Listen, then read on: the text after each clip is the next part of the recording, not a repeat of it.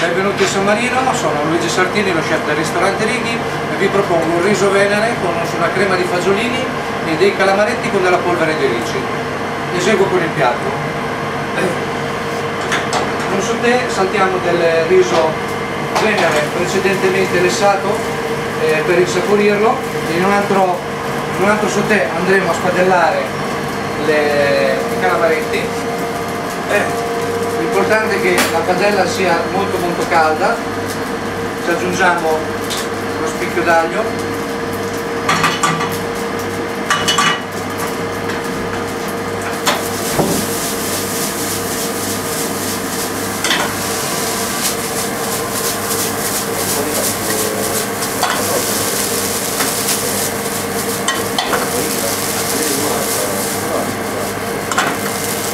la padella è calda, mettiamo giù i nostri calamaretti.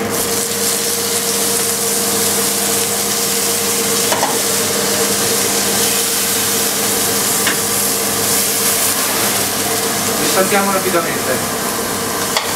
Okay.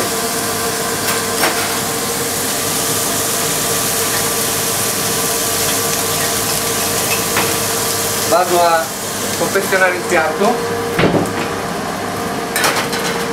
Metto sulla base del piatto la crema di fagiolini,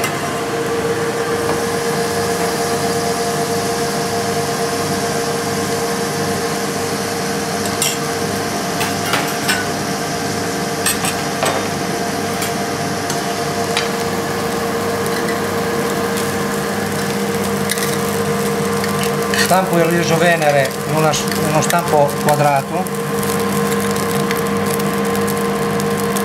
Pressiamo molto bene in maniera tale che si compatti.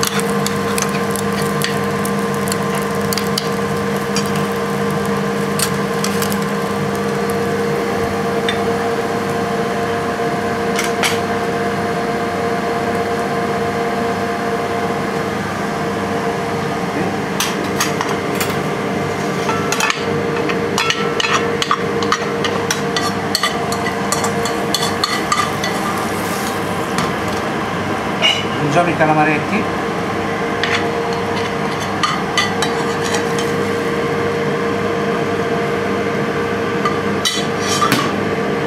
ed infine la polvere di ricci di mare.